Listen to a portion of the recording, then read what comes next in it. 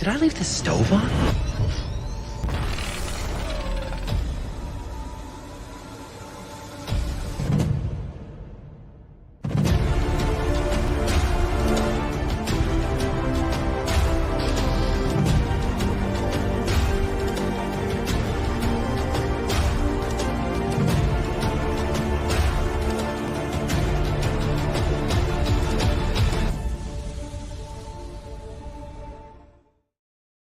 Good evening, one and all. How the devil are you?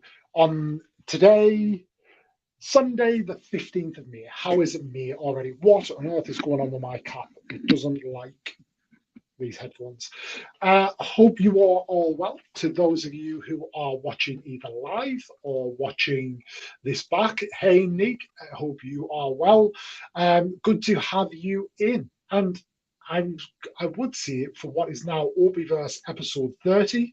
It feels like it's been a long while since we did episode 29, because in the middle I did a live build where we built Vader's Castle last week. We did the group stream, and I can't even remember what we talked about now, but that one was cool. Oh, it was the May the 4th special. And then we had like 3 weeks off.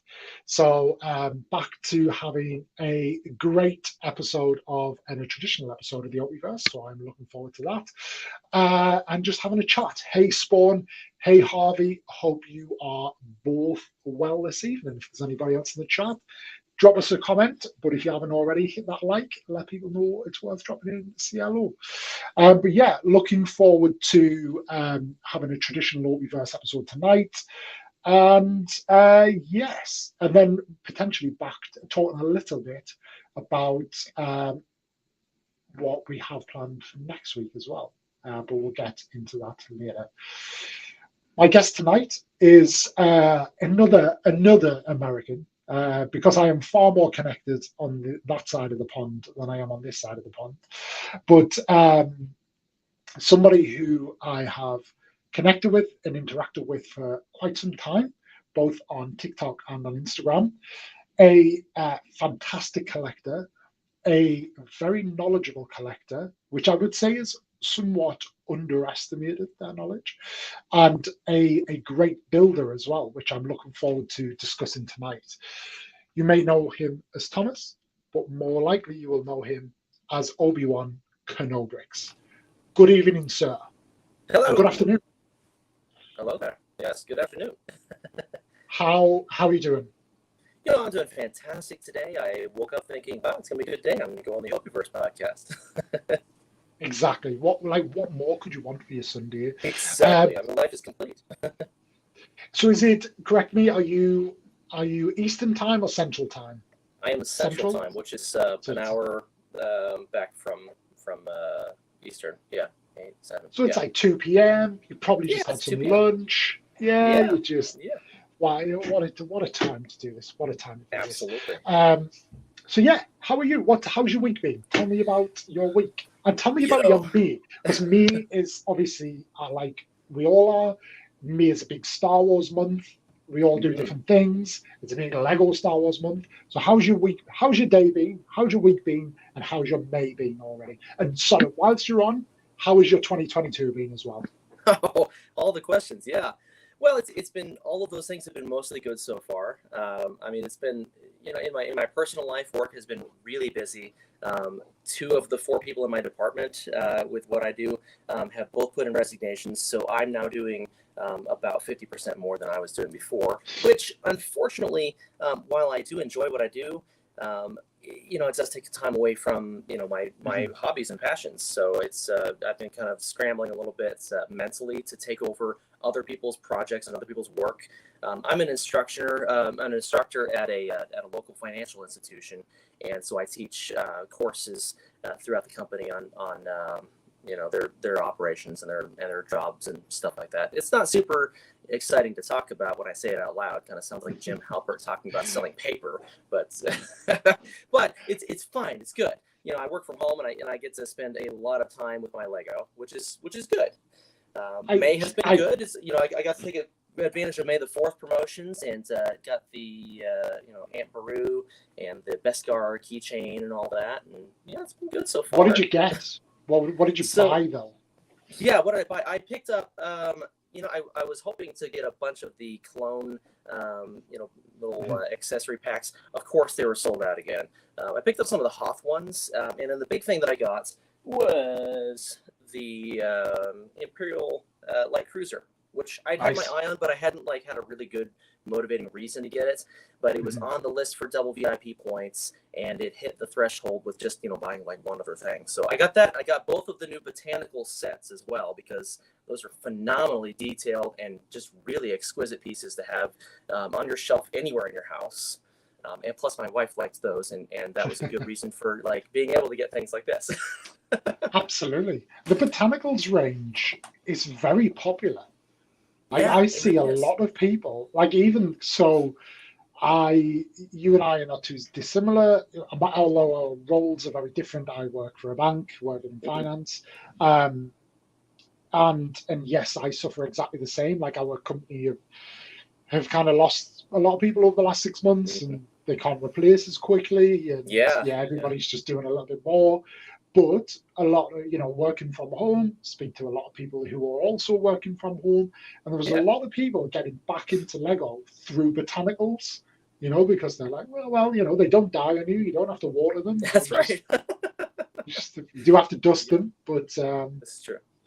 yeah, it's definitely getting people back in. But I think that's quite cool that happens. But yes, so I you got agree. the light cruiser and a few other bits as well. Yeah, You've got I the just some small sets here and there. Nothing really excited to write home about. I thought about getting the diorama of the Death Trench run, but pardon me, sorry. I ended up deciding to just build it myself because I thought, sawdust. these are all common pieces Yeah, other than the printed tile for yeah. R2D2 and the printed tiles up here. But I actually got the printed tiles that came in the light cruiser anyway for the TIE fighters. They're literally the same tiles, so you know. Yeah, I mean, the only thing, if you were to look at that, the only thing that would give it away is the lack of the printed tile. That would be the only thing Exactly. without the Yeah. quote, but it's fantastic. Did you use the Yeah. instructions I did. to I just build pulled them it? up on. Yeah, I pulled them up on Lego's website, and it's the same stuff. It's just I'm actually going to use the. Boy, it's hard to get this in field, but I'm going to put the tile here from the Sith art. It just says Star Wars, and I'm Yes. gonna put that tile in front here, and that'll basically make it look complete in my mind. So, what might be worth having a look at, there is a company called Ultimate Collector Stickers. Oh yes, yes. So I use them for my UCS plates for the Sandcrawler, for Mos Eisley Cantina, Jabba Seal Yeah. Barge, and they will what they don't do is they don't recreate existing Lego stickers because that would really push Oh yeah, the copyright and the licensing. But they basically fill gaps, so they print things what Lego have not done. So with that, I think they just do a Lego Star Wars sticker and stuff like that. So that's fantastic. There's stuff there that you can get. So well, it might be cheaper too when I decide to do the Dagobah diorama and the Death Star trash compactor, because I honestly it's kind of fun to me to go through Bricklink and part out the entire inventory of that set, and then just build it out of literally my own pieces. It was just it kind of feels like a sense of accomplishment to me, as weird as that is. No, not weird at all. I mean, that's a big part of Lego. And funnily enough, because I don't know if you know this, but I have a Death Star that I hate that thing. And it's still only half built. It's been half built since September last year. And I just to a point I wanted rid of it, but I hate it that much. I can't even put my energy into selling it because I hate the thing so much. Wow. But I've decided, and it's not the build itself, it's this one. It's the journey that I've been through with this one, because I bought it used, it was glued, everybody in the chat knows the story. But I've had a bit of an epiphany lately, because seeing things like what you've created there and seeing a couple of other things, I thought, actually, there are a lot of although they're all like stick pieces, and obviously it's very, very Oh green. yes. There are like 3,000 pieces there that Mm-hmm. would be great for an alternative build. So I'm weighing up a diorama style alternative build, but I just don't know Okay. what to build yet. But I'm thinking Imperial. Like it has to be Imperial. Yeah. Oh yeah, absolutely. Well, have you considered like the conference room where Vader comes in and they have all the Imperial officials there and Tarkin, and they're talking about eliminating the Senate. I mean, that's Yeah, like an iconic room. That's at least yeah. one part of it that I think would be really fancy looking. So yeah, that's one consideration. The bridge, I think this one's been done quite a bit, Mm-hmm. but the bridge of the Star Destroyer with all the bounty hunters on from Yes. Empire Yeah. Strikes Back, Mm-hmm. or to go quite big in scale and go with a the Death Star hangar beer where they Mm-hmm. on from A New Hope. So like a couple of ones like that, and then Yeah. use a microfighter Millennium Falcon with like Yes. the little kind of the tiny characters that like there's the Statue of Liberty one that comes in the architecture of New Yeah. York, Yeah. like a Yep. tiny one. Seeing stuff like that, that's pretty cool. So I think I'm going to do like a YouTube video where it's like a 3-minute video just saying like, look, this is what it is. What do we think? What are your suggestions? Put it out to a poll and then create it as a bit of a series Yeah. on there. So Well, there's one part of the Death Star I don't feel like you see a lot of people do mocks of, or at least I haven't seen any good ones. The like the actual cannon itself, where you have that little area where the two guys are standing at the control. yeah, I yeah, mean, a real blown up version of that could be really cool. You could put a it lot of could people in actually, yeah, detail. yeah. No safety rail either. Exactly. Yeah. Yeah. Actually, so the bounty hunter area on the Star Destroyer, I've thought about doing that for a long time. It's actually on my kind of list of mocks that I am planning to at some point create. And I have been every single time I make a Bricklink order, I see if they have electronics looking tiles or panels or slopes because I'm going to use those for where the officers all sit down Yeah. there. With the controls, because you have to give it that kind of vantage point where you're looking up at them. I feel like you have to be able to get that pit where they all sit. So that's, I feel like, a fundamental part of it. Yeah, I agree with that. I think if you because I'm thinking about doing it as like using the dioramas as like as a skill. And yes, that's what would be. So the base would be the base, and then you would have the walls built up with that kind of area, and then up top would be the gangway with Vader and the bounty hunters up top. So that was definitely an option. I did think about the do you know from the end of Revenge of the Sith where Palpatine and Vader are looking at the Death Star? Yeah, and it's under construction. Yeah, but I it's just that I don't know. It just kind of be. I think in Lego it would just look like a lot of grey and a big grey window. That's a good point. Like, is there enough detail to make it discernible as to what you're trying to portray? Is the real question on that one. Exactly. But yeah, I'm weighing it up, and great for interaction and all of that. By the way, hey James. Oh, and let me just say, James, I don't know if you saw, but after we did the last Me of the Fourth stream, and then we got some very provocative offers in the chat. James, I have given you mod status, and Harvey, I will do the same to you for next time. So just to, I'm sure we won't, but if anybody sloops in, dropping links to sorcery websites, feel free to block and remove them. So I don't need to. No.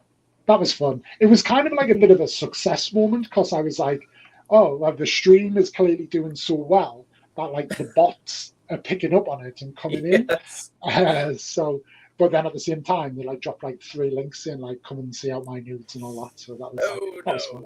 Yeah. But never mind. But yeah, let's talk about your Lego journey, because you've clearly been on one for quite some time, and you have a fantastic collection. What we can see behind you, but I know you have more. So yeah, like where does your kind of Lego journey start, and then what journey has it been on, peaks and troughs to where we are today, really? Yeah, well, that's a fantastic good question. I mean, peaks and troughs is an excellent way to describe it. And I think that's probably typical for a lot of Lego collectors, honestly. You go through periods where you decide that Lego is just, it's too young for you or whatever. I mean, I vividly remember I'm 30, I think 34. When you get past 30, it's I like, think you're 34. I don't know. I was born in 1988, so I must be 34. Yeah. I thought you were younger than that. So I you're know, a lot closer to me. I thought you were like mid-20s. I know. Well, that's what everybody thinks, honestly. Yeah, I always get that. I still, from time to time, I'm trying to buy, alcohol, and they're like, "Oh, we better check that ID." I'm like, "Okay." But I vividly remember getting my first Lego set in 1994. It was the Lagoon Lockup. It was a pirate set, and I just I have this memory of sitting on the floor at my aunt's house, opening this present, and it had this awesome flap that you opened up, and you could see inside the plastic, you could see all the pieces inside there, and there was a story about this Lego set and about how Governor Broadside had built this lockup to prevent the pirates from stealing and raiding the town or whatever. Anyway, it just like plunged me onto this lifelong enjoyment of Lego. I mean, every single opportunity where, what does Thomas want for X event? It was Lego. I mean, 100% of the time. So, and I have so many iconic sets from 94 through about 05, 06. Where that I'm so glad that I have. I have the original Republic gunship. I have the very first AT-AT, which is the only one that uses the old colors of old dark gray and old light gray, and it has these amazing printed joint pieces, those little dishes. I have a lot of stuff that I wouldn't have if I hadn't been so into Lego. I have so many things from Aquazone and castles, Knight's Kingdom and stuff like that. Those raised base plates, all the old space sets.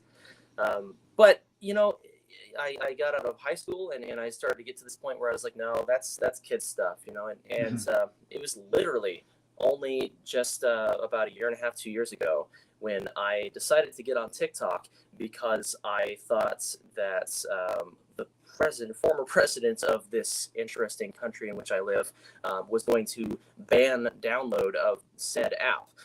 Right. Because that's the kind of thing that was said at that time. And I thought, well, I don't have any idea what it's all about. I wasn't very good at being on social media at that time. But I was like, well, I don't want to miss out on it. It seems like something, that I should get into. And somehow the algorithm pushes me, without my trying to get there, into Star Wars content and into Lego content. And I thought, oh my God, I'm seeing all these people who have sets that are like, oh, I have those, and I have better than those, and I have more than those. And I see like somebody posting something about a snow speeder. I'm like, oh, I have the original one from like 03 or whatever, So, I started posting about my journey on that, about all my old sets, and then all of a sudden I have 6 shelves behind me of all my crap. And it's in a table that you can't see on the other side here that is piled with boxes sorted. And recently I've gone through and I've taken all of my inventory and I've sorted them into individual, containers so that I can organize the pieces by the type of piece and then by the color of the type of the piece. I've gone like whole hog into it at this point, and I've never been happier. Honestly, it's just really fun.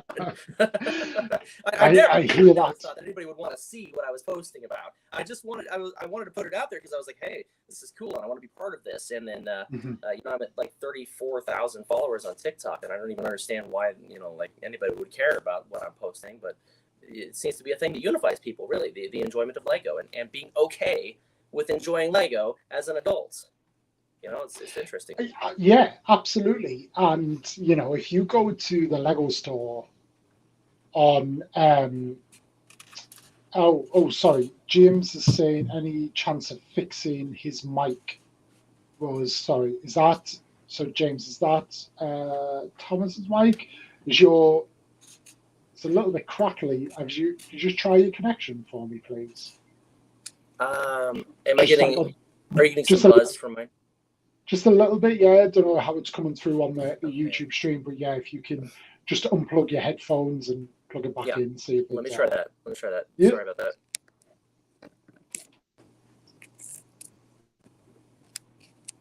I don't know if that helped. Hopefully it does. I'm so sorry. It's all right. Actually have a former background in audio engineering, and I have excellent condenser mics and everything, but I don't have an interface to plug into my current setup. So I was hoping that my stuff would arrive today before this show, and unfortunately did not. I'm very sorry. It's fine. There's a little bit of a crackle kind of on the kind of the end of your words, but I'm not hearing it as I'm hearing it a little bit. But yeah, I just don't know if it's coming through. But guys, let me know if it continues and we can potentially try something else. But yeah, so having gone through the journey that you have, did you then, when you kind of hit those late teens, high school years and stopped doing it, did you kind of break everything down, or did it just sit on a shelf, or did you sell anything? Oh, thank God I didn't sell anything, actually. Not a single thing. My parents were kind enough to basically just leave it in boxes in their storage area, and it kind of got neglected for a long time. I moved several hours away, probably about 5 hours away from where they live. And so I lived that far away from them for about 8 or 9 years in my early married life. And I just didn't, I never even touched any of that stuff until I moved back to my hometown of Kansas City, Missouri. And then I started just asking for all my stuff back. Now the AT-AT was still assembled, but like half the pieces had fallen off of it. The gunship was half assembled, but everything else was completely broken down and then sorted into bins by color, not by me. So fortunately, they had 90% of my original boxes and instructions. So I was able to go through and be like, oh yeah, I had this set. Oh yeah, I had this one too. So I went through and I painstakingly reassembled most of my old stuff just based off of the instructions, and it took forever. But yeah, I mean that's how most of it was. Did you do that before you joined TikTok, or did TikTok kind of make you do it? TikTok prodded me into doing it. I had already fetched my my boxes, at least part of them, and they were sitting in my house, just partly assembled. It said Thomas's Lego, fragile, don't turn upside down. But other than that, it hadn't moved. And did you build them before you started making TikTok content, and particularly doing TikTok lives? I actually started building them and then posting the videos of building them. Okay. And that was how, because I was like, well, I'm doing this. I kind of want to capture the process, because not because I think anybody's going to be like watching it, but because I want to go back and see it, and I think it's interesting. Yeah. And yeah. No, I mean, that's what I'm thinking. We all, Lego TikTok is very saturated.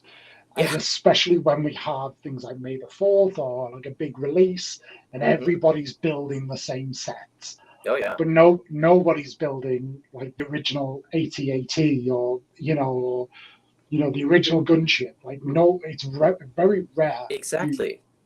You come across those, so they're very eye catching. People love to see that, get in, engage, and ask questions about it. So yeah, it's sometimes you must just think, I'll just like drop it, so I get to rebuild it, and I'll build it online.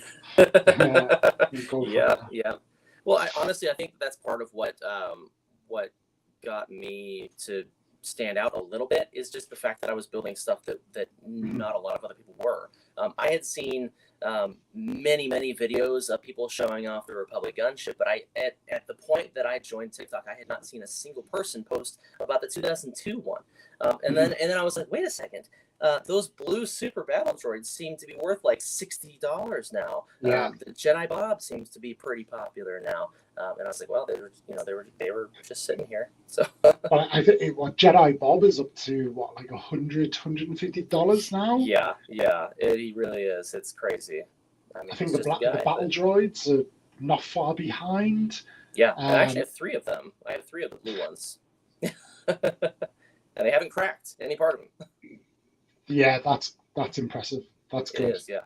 I've seen even like the parts for them, like the legs or the arms. Like an arm will sell for like £15 or $20 and stuff. Yes. Just because like and a lot of people are trying to construct them part by part. But yeah, Yeah. Brad, Brad. If you want to lead the charge on the castle stuff, that space is definitely there and to be moving into. What a new profile picture that is, by the way, Brad. That is terrifying. I must say. I like it. But yeah, it seems like Castle's having a bit of a renaissance and coming back. But I agree, and there is talk of there being an anniversary Castle set coming out, maybe late summer. That's something that I've heard some buzz about potentially. That'll be another set that potentially goes on the wish list and is never purchased, just because it's so tough. So over the years that you weren't collecting, what is your biggest miss of like sets that came out and you didn't buy it and now you're like, I saw that on the shelf? Yeah. I remember walking by the Tent of 4 and thinking, that looks so cool. I wish I was collecting Lego right now. and I mean, it was like right before I started getting into it again, and then it was retired. I'm like, wow, that's gone. That's expensive now. Yeah. I remember seeing Betrayal at Pod City too, and that was like, was that the original Tent of 4 or the more recent one? The more recent one, because like the 2018 one. I mean, I that's why I so vividly remember it. I mean, I remember walking by it and thinking, man, I would love to buy that, and just didn't do it because it wasn't a thing I was focusing on at the time. Yeah, no. So I saw that when I was back into collecting, and it was on its way out, and I was like, and I let it go, and now I'm like, The one I did get though is the 20th anniversary Slave 1. Yes. I was watching I remember watching it, the Mandalorian episode, where Slave 1 in season 2 makes the appearance. And I knew I had seen it, although it was retired, it didn't sell very well. So like secondary stores, so we have like a store here called Smith's Toy Store. I remembered seeing it from like 3 days prior. It was on the top shelf. So I literally got up, because it was on for us at like 8 a.m. Yeah. Got up, went out and bought it and came back. So I was glad I got that one. Yeah. But then that prompted me to finish the 20th anniversary sets and get the minifigs, which are in that one. So like it's right at the top there. But yeah, the Tantive, absolutely for me. I still think Matt Mellish has the best story on that. And Brad, you'll probably remember which one he got. But his mum, and he blames his mum, but he went to buy the ATOT, so like with the dropship and the walker. Yeah. He went to get that, and his mum had said, "Why do you want that? Why don't you get this?" And I don't know if it was like the Death Star. I feel like it was something like really rubbish. Or was it the Death Star? I can't remember. But yeah, he basically didn't get that, and now that ATO2 that it was like what $70 at the time is now like $1,000 plus. Yep, sure is. Yeah, that was unbelievable. It's just crazy. Yeah, just crazy. So with your TikTok journey,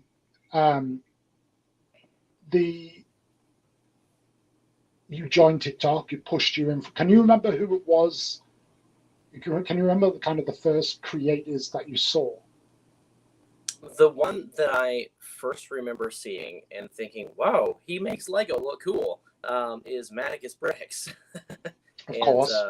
I kind of attribute him to me coming back to Lego, honestly. That's the big standout for me. I mean, yeah. Maticus is a great beacon for that kind of thing. It's very eye-catching when he's on stream, in every way, Maticus. But yeah, it's I can absolutely see that, and obviously he's done a cracking job as well. What made you then pick up the camera? Can you remember like your first video and then how you felt about it, and like what made you pick up the video? And start talking into a camera or doing whatever you did? Yes, actually, my first video, which is now deleted because, but my first video was actually a commentary on a scene in Star Wars Attack of the Clones, where I can't remember the exact thing that Palpatine says, but it's something to the effect of, I can't tell you how bad it would be for us to lose you, Padme, because it's after the assassination attempt, and the reality to me was, it would actually be a loss for him because he needed for Padme to be the reason that Anakin would turn to the dark side. Like, she was a driving force as to why he became Darth Vader in the first place. And I made some commentary on that as it was my very first video that I dropped.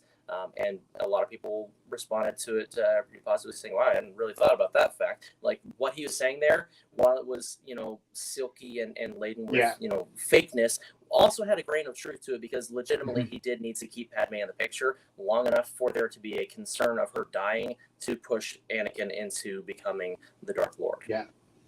Well, absolutely. And it's amazing how, when you watch as a child, you would miss all of those things. Yeah, when absolutely. you watch back, like you get that. You pick up on so many things. There's a lot of nuance, a lot of layers that you don't really notice at that point. And probably not all of them are even intentional, of course, but there's a lot that we can pick up that we can connect the dots on and really create some significant meaning. So, because here's the thing, because I know, like, I always in my head associate you with the prequels more than the originals, and I can't tell you why I think that, but I just do. Like, that is it. But then that's always made sense to me because I've always had you in that age bracket. Yeah, you're like, although you're a little bit younger than me, you're kind of my generation, to the point where, you would have been 11. Well, seeing that actually, so you would have been 11 years old when the Phantom Menace came out. So when the Phantom Menace came out, at that point, what was your affiliation to Star Wars? So yeah, actually, I had watched all three of the original movies on VHS tape at that point. My daughter's going to say hello. Hi, this is my daughter Emma. Hello. Hello. Bye. Hi. So I had watched all three of the original movies on VHS tape at my grandparents' house, and I remember being freaked out by the monster that comes out of the garbage compactor, the Dianoga. Oh yeah. Like that 1970s, like, ooh, man, the heck is that? I watched all those and loved them, really. Watched them multiple times. Like every summer when I would go and stay nights over at their house, I would ask to watch those, and they still have those original tapes too. But my local cinema did a really cool thing when Phantom Menace came out, and they re-released the original trilogy to watch in cinema, and my dad and I went and watched those, and I remember being absolutely captivated with the I know a lot of people rag on it, but with the specialized version of it, the effects that they'd put into it, I don't know, I really identified with it, and the additional things they put into Tatooine, and seeing their heads move in the cockpits on the X-Wings and the trench run and stuff. And I will never forget that experience of going and watching those three movies, and then watching Phantom Menace, and never turning back from loving Star Wars. I went to the midnight premiere of Revenge of the Sith in 2005 with wearing full Jedi cosplay, with my Anakin Skywalker Force FX lightsaber. And my cinema that I saw it at had like a big stage at the bottom right in front of the screen, and there was a full-on battle royale between probably 6 of us like right before the show. It was just so much fun. So I've spoke to other creators about this, but here in the UK, we do not, like, nobody gets dressed up. So I went to Yeah. Oh yeah. So I went to see, like, Multiverse of Madness on like release night. The only thing was one girl who had she clearly like color coordinated her outfit. So she was wearing like black jeans, and I think she had like ox blood red Dr. Martens on, and like a similarly colored shirt. And then to be fair, she had like this little mask on, but it was almost like that came with a Happy Meal rather than like a cosplay mask. Yeah. No, we do not do anything like that. I'm sure. But yeah, nothing like that. I think it was Darth Choco I was talking to about it, and he was like mesmerized. He was like, "What, you don't like get dressed up?" I was like, "Nope." Like this, Stormtrooper hoodie is about as up as it would get to go to Star Wars or to. That's funny. So yeah, it's crazy. But then obviously we see like, you know, like American like footage from like American cinemas, or you see it. You see it in like movies and stuff, and it almost doesn't feel real. Sometimes. Yeah, well, it's not quite as pervasive as it maybe is portrayed to be, but with big releases like that, really, really popular movies, often you'll see that kind of thing. When I went and saw Spider-Man No Way Home, they had the whole like area set up in the lobby. Where you could pose with Spider-Man, and there were many Spider-Men there. The same thing when I went to Ghostbusters. There were a bunch of people in their, their whole ecto whatever get-ups. But it's still fun. I'm now thinking the last time I saw anything like that, but it happened every time. So only for the last couple. It was more for the books, but the Harry Potter release, and people would go and queue for the books, and like queue overnight, and people would dress up. And now I do think it might change going forward, because a big thing now, especially on things like Facebook and when people do it with the kids, is when we do like World Book Day.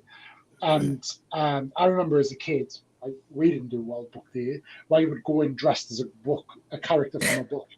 And all of that, but that's ultimately we're influenced in our youth, and that continues forward. So maybe like, and you know, Comic-Con is getting really big here, and Comic-Con's tied into it all. So we Brits we're quite stiff upper lip with these kind of things. So that's all right. We don't like making a show. We're very polite. We queue and all that. So that's right. But no, I get it. I respect that. I mean, literally, that's the only one I've ever dressed up for. I was really excited about it. I saw it 6 times in theaters, and I wanted to go again, but then it had stopped playing. So, but I am drinking out of a Comic-Con cup right now, actually. And nice. People were dressed up when I was queuing for the May the 4th at the Lego store. Honestly, I saw somebody dressed up as Pelimoto that I actually thought was Pelimoto. I was like, whoa. That's good. That's interesting, because I've not seen anybody dress up as Pelimoto yet. Yeah, I was surprised. And she's, I suppose there's been no, so she's very like, you'd be like, oh, like you have to be, you're either Pelimoto or you're Sigourney Weaver from like any X film. Yes. You already have to have that hair. You can't pull it off otherwise, you know? I would imagine so. But yeah, like, but I suppose there's been no reason, like there's been nothing to get dressed up for yet. And especially with all the Disney Plus stuff, like the Star Wars stuff comes onto Disney Plus. There's no screening of it. So there's nowhere to go and get dressed up. But yeah, that's granted. I tell you what, I would probably go and watch, if they took the entire Kenobi limited series and cut it into one take, I would go and watch that. I would go and watch it out in public. I absolutely would. I would even pay for a ticket to go and watch it every week on the cinema. Do you know, if you would like pay like a bundle, like say it was like, you know, it wouldn't be quite the same. They would do it for like, I don't know, 6 episodes, like £50, $50, something like that. I would pay for that to then go every week, because then if they bundled it like that, you would be going with the same people, and you would get to know people, and you'd be like talking about things, and that'd be like really cool. So yeah, I love Disney Plus, and I love that it's given us like, more content than we've ever had. But there's nothing like going to the cinema. There really isn't. I know. Yeah. So Yeah. I actually have a local like small cinema that is they renovated a historic theater and then turned it into where they do like re-releases of stuff. And I'm actually kind of surprised that they haven't tried to do something like this for it. They actually have like a tap room and a brewery attached to it, and you can bring them right into your seats. They have all leather seats and stuff like that. Really fun experience. Yeah. I wouldn't be surprised if they do something like that. After it's been out for a little bit, and I will definitely be there for it. It'd be interesting to know what like Disney's licensing appetite is like, and Yes. and all of that. Because you even think, I mean, they did Empire Strikes Back. They put that back on for 40 years. Yeah. But was Disney Plus out then? Was it a big thing then? Well, it definitely wasn't big. I'm trying to think. What was that? 2019. It's been 2019. Yeah. Yeah. So Disney Plus didn't come out until it hadn't been launched yet. Yeah, it's 2020. Yeah. But now So. Disney Plus is out, established. Mm-hmm. You know, we've got Return of the Jedi coming next year. This year's Attack of the Clones. There's no mention of it. But yeah, I think seeing them at the cinema is awesome. Like I would go on my own to watch that. 100%. Yeah, absolutely. Yeah, absolutely. Brick Pit, I seen this, and you and I must be bang on the same age, if like within a year or two max, because exactly the same. Like Star Wars, there was just nothing. Like Star Wars didn't exist anymore, like as a new thing. And yeah, I grew up on Star Wars and Star Trek: The Next Generation, and I've really enjoyed the Picard series lately on Amazon Prime as well. Because although I'm not a Star Trek fan, I do like Patrick Stewart and Jean-Luc Picard. Yes. So yeah. As do I. I grew up watching Next Generation and Deep Space Nine, and I do remember that being pretty influential in my appreciation of sci-fi in general. Yeah, absolutely. That was Agreed. Always on at my house. So you might be on the barrier here. You might be on the fence of like where this shifts. Mm-hmm. And I know you're a Star Wars fan, and I hate asking this question because it's not like you have to be one or the other, but I'm going to ask it anyway. Which is your favorite trilogy? It's such a hard question, honestly. I probably change my answer depending on how I'm feeling, you know. Mm-hmm. And some days it's going to be OT, and other days it's prequel. I'm not at the point where I can definitively say that the sequel is my favorite of anything right now. Mm-hmm. But you know, I'm not the kind of person who tosses it out either. There's a lot of good in it. It's almost like how both Luke and Padme said there's still good in him. You know, like there's good in the sequel trilogy. A lot of things were not done, you know, in a way that I agree with or that I was happy with. But I'm also not, you know, overly pessimistic toward it either. But yeah, it's either prequel or original, and I don't really have a definitive answer usually. So what I think is interesting there is the prequels tanked at the time in public opinion. Yeah. But I think it always comes down to, oh, there he's there, Mr. Mellish. We were just talking about sets that we regret not buying, and we use your ATOT Death Star story as the benchmark. But yeah, I do ask the tough questions. Yes. But what I would say is with the prequels, like, so this is my experience of them. Mm-hmm. Because by the time I was 14 when Phantom Menace come out, enjoyed it because at 14 I still had that kind of sense of innocence where I had no real expectation, didn't know like what to expect whatsoever. Went in, loved it, Duel of the Fates, and was like, "This is fucking awesome! Like, this is awesome." Yes, exactly. Yeah. But then, 2002 was Attack of the Clones. I'm 17. Mm-hmm. A 17-year-old in the UK is going out nightclubbing every week, even though the drinking age is 18. When I was 17, I was going out clubbing every week. So, like, Yeah. you know, my expectations, I started to build expectations, but they were unrealistic ones. Mm-hmm. And then Revenge of the Sith, I was like 20. And then at 20-year-old, you think like you dictate the world. You think Oh, everything that you yes. believe is Yes. gospel, and you don't understand why nobody else thinks Yes. otherwise. So Yeah. what I recognize now is my opinion and my impression of the um, of the prequels is based on my expectations at the time, and I Yeah. kind of still struggle to get past that because I'll always relate it back to, and that's why the Phantom Menace is my favorite of the, because it was the one that I went in without Yeah. any kind of ideas or expectation, and I was just like in awe of it all. Whereas the others, I'll always think about like how I perceive that missed opportunity. But you Yeah. must be on like that fence of, you know, you were old enough to really understand the original trilogies and have that Mm-hmm. appreciation for them, but then not go into, you know, really just enjoy the prequels for what they were.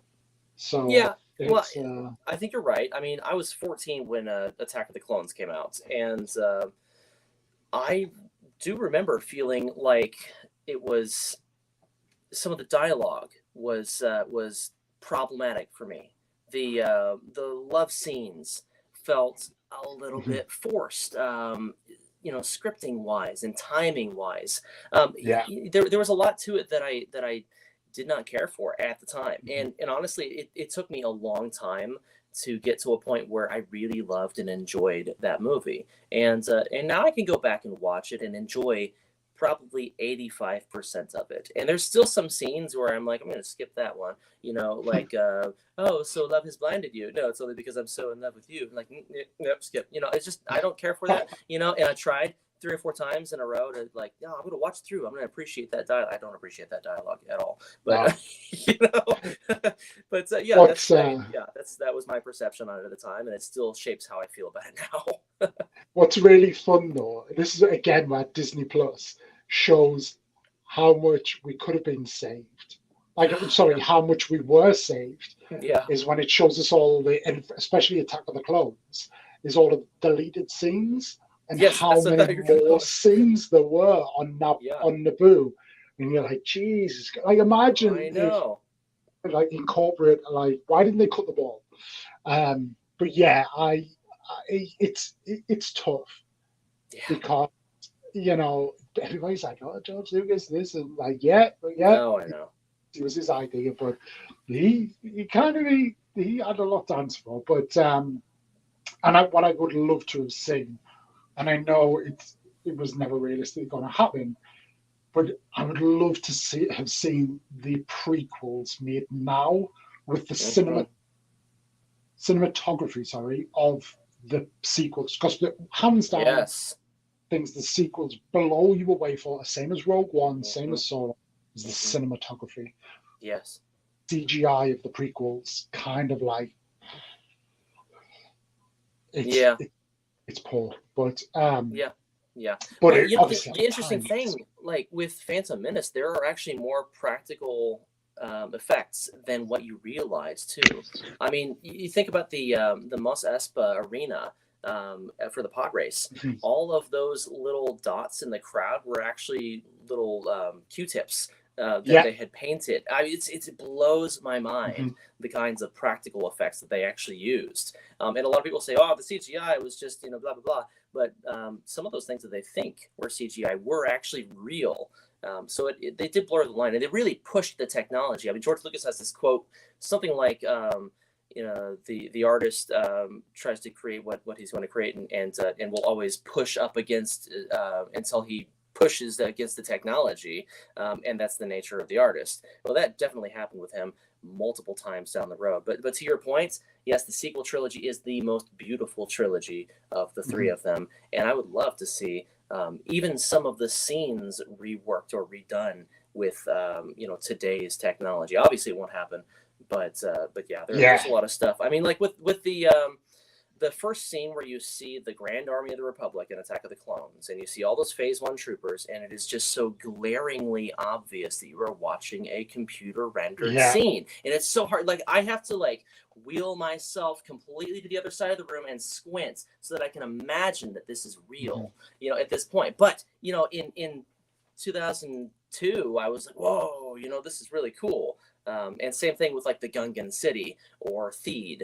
It's, you know, you have to make yourself believe it a little bit. So I think for me, like looking back, it was the prequels came out around the same time, but a little bit later than the Lord of the Rings trilogy.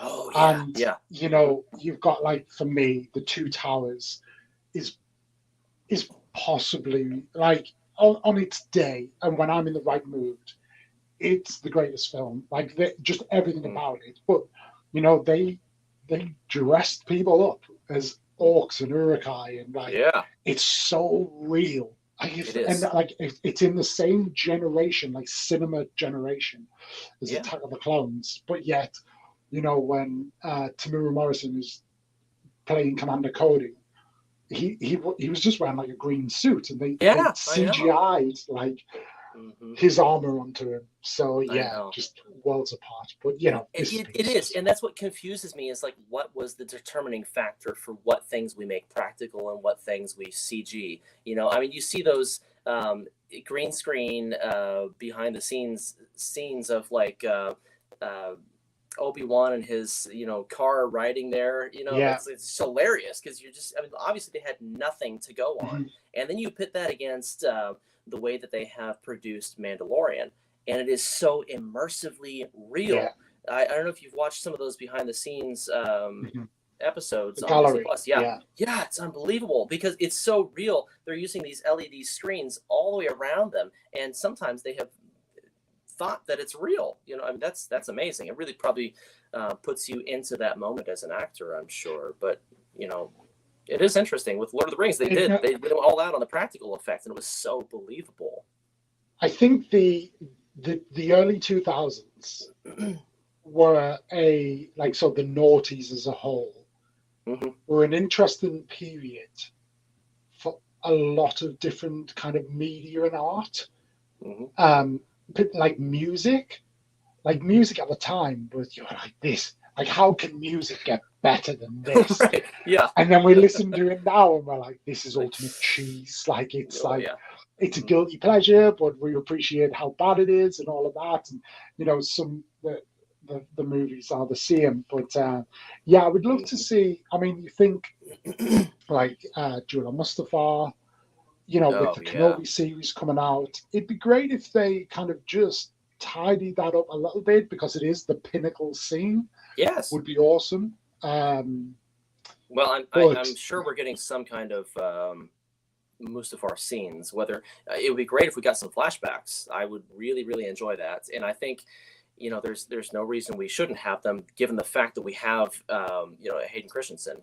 But well, we're definitely going to get Vader's castle. So I was actually toying with, do I build my Vader's castle, because like that set has already gone up, but I think that set is going to go like $200 plus soon, because as soon as it pops up, it's going to be an in-demand set. So I don't think.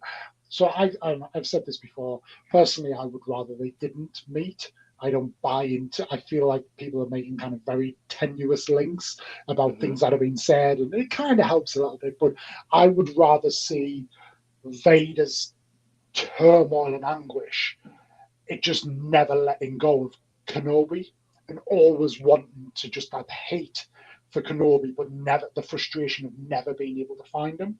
And then, you know, the things like the Inquisitors find him, the Inquisitors then trying to tell Vader, and like Kenobi has to try and take them out. Personally, that's the approach I would have liked to have seen. But it almost feels inevitable that they were never going to do. They were always going to do it anyway. So I will say to that point, I actually had always considered that they must have met sometime between Mustafar and A New Hope. I always had it in my mind that way. And I know it's taking things and maybe blowing one line out of proportion, but the line that Vader says, he says, "When last I left you, I was but the learner. Now I am the master." He did not leave Obi-Wan on Mustafar. Obi-Wan did the leaving.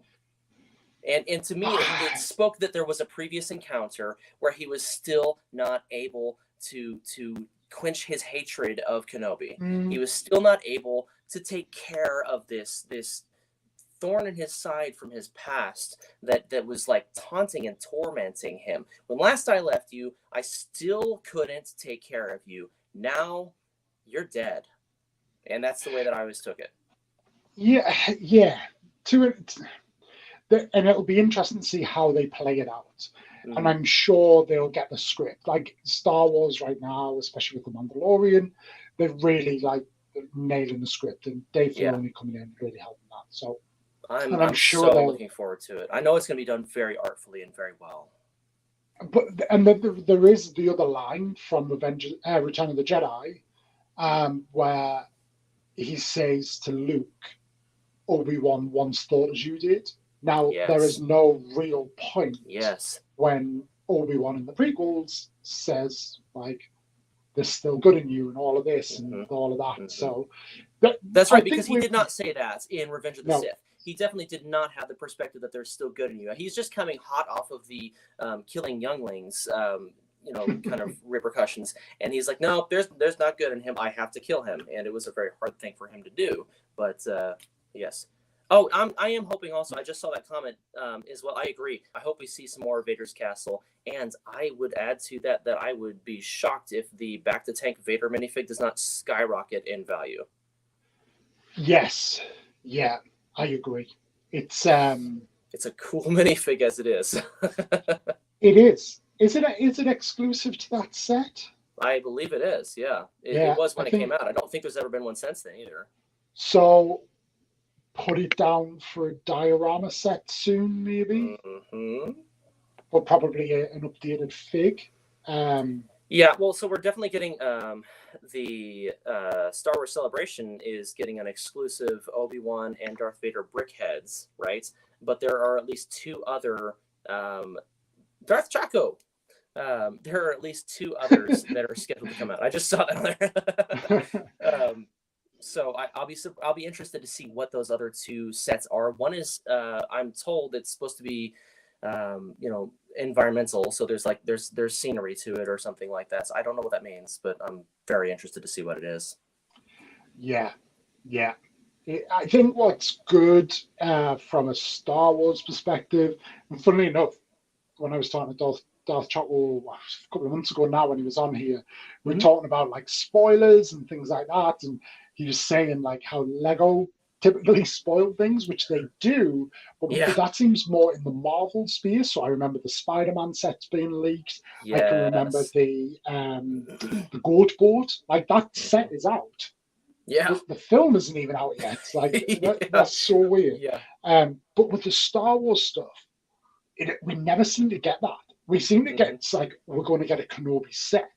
Yeah. But we don't ever get anywhere kind of near it, like a hint of what it is. So I do like that. And that's the one thing I love about Disney Plus is that we just don't get spoilers. We just don't get anything. So they keep that pretty guarded, don't they? Yeah. They do. We've had a couple of like pictures from like on set. I think there's one where like Tamura Morrison is like walking around and you can like see his eyes. He's in like a balaclava and stuff, and then everyone's like, we're getting Captain Rex, we're getting Cody.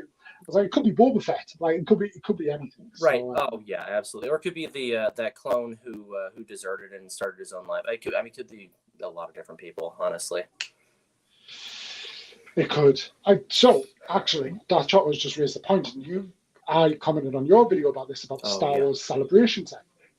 Now, I haven't seen what the set is. Do we know what that is? Or what it's a brickhead. It's a brickhead set. Right, okay. Who? Do we know? It's Obi-Wan and Darth Vader brickheads. Right. I would have liked that. I know. Well, we're going to have to pull up the inventory of it and build it ourselves. They will no doubt, like they did with the Ahsoka, put like a tile there, a printed tile, that is exclusive. Oh, No of doubt. course, I know. Yeah. Um, Well, but you yeah. know, we can do something that's similar, maybe. I don't know. I mean, I built the. There was a San Diego Comic Con exclusive set a number of years ago. That was the Detention Block Rescue. I built Mhm. that because somebody from Comic Con posted the entire instruction manual, and I was able to build the entire thing. Almost nothing out of that was exclusive, so I was able to do the whole thing myself. And Impressive. it's up there somewhere. That side. Yeah, there, right there. Right there between Oh the yeah. ATSTs. Yeah. Or ATEST and ATDP. Nice. Yeah. Anyway. Matt, I just want to interject and say How's yourself for? if it's been so he's mentioned on my stream. So if anything's for sale, I get first dibs. You can't come on my stream in my chat and start poaching celebration sets. That's right. I get first dibs. And then if he's got two, maybe. But yeah, never mind. But yeah, They're going to go for a lot on the secondary market. They will, because it's going to be like, again, like Bespin Duel. Was that a Comic-Con set? Things Yeah, I like believe it was Comic-Con. Just they sold for an exceptional amount. Oh yes. Given like what they were, But again, another one you can bricklink, and I've seen a lot of people bricklink them. It's just the sticker that you can't do anything That's the with. thing. Yeah. It's just the printed piece or the sticker. I mean, that's why I built this. And didn't care that I didn't have the logo down here. But I mean, you mentioned that that you can get those custom stickers, and I think that's actually a really good point on that. Kind of really finish it up with that presentation there. Yeah, and you can do it in a generic way. Well, that's my thing. There's no reason you can't have what you want. I mean, just because you weren't there and you didn't get the chance to get it. I mean, that's why I made that Comic-Con set, because I was like, that's really cool. I wish I could have gotten that. I'm just gonna make it. Indeed. Kenobi series though, what else? What are you hoping for out of it? It's like, are there any kind of cameos you would like? Is there any characters you would like to see? Because it's an interesting era, isn't it? Is that the Empire in power? We've only really seen that in comics, and we're starting to see it in cartoons, like through the animated series. So we're starting to kind of like, but that period really interests me. The Empire at its peak. Inquisitors, but yeah, who and what would you like to see there? Well, I don't have any specific cameos that I'm craving to see. I mean, it'd be interesting to see important figures from the Rebellion, maybe Saw Gerrera or something like that, or anybody from maybe Rebels if we had like a Syndulla or something like that. Maybe Hera's father, Cham. But it as you say, it is a very important and not entirely explored in film era of Star Wars. It's something that has always interested me, and really it's going to be very interesting to see the portrayal of the Empire at its peak, at its oppressive power right now. And I am interested to see a lot of the developments on Ewan McGregor's character as a whole, to see how he has gone in the last 10 years from the like the ideal of what he thought a Jedi should be, what a master is, what the embodiments of trying to do good by the Jedi code, and then falling and losing that and becoming I feel like in many ways a shell of what he was. I mean, I feel like you see pain and brokenness in the few seconds of portrayal we have in the previews, and it just really piques my interest in seeing what he is going through. I hope to see a lot of interpersonal development and a lot of reflection from him as a person. I want to see what he has what has been going through his mind as he has been trying to watch over and steward Luke, and then the friction that we're going to encounter with Owen. I mean, because it that one line that Owen has, just like it really cuts you. I mean, it hurts when he says, "What, like you did with his father?" you know, and that's like, I mean, you got to feel the pain that he must feel in hearing that phrase. I mean, Owen doesn't know what exactly happened to Anakin. He doesn't know that he turned to Darth Vader, but he does know that Anakin is no more. And he sees that as Obi-Wan not providing for and taking care of that person he was supposed to take care of. And I mean, it's not like he didn't try. It's not like he didn't want to. That was all that he wanted to do. It was his master's last wish. Train the boy. I mean, like, how much does that hurt to think, like, God, I did try. This was what I was trying to do. And I just that is what I am most excited for. I mean, I want to say excited, but I'm very looking forward to seeing what happens with his personal development. And this is a midpoint between him completely accepting Ben in A New Hope and him coming from being Obi-Wan in Revenge of the Sith. It's pivotal. It's foundational, and it's going to be good.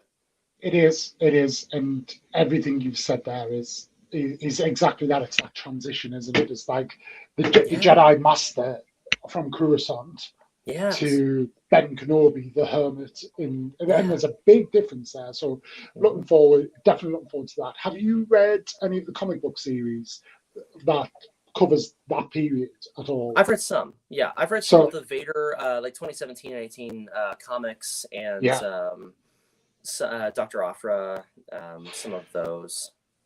Awesome. So like Vader is peak Vader in those Vader series. And I think it's difficult to put it, like, don't get me wrong, the Rogue One scene was brilliant.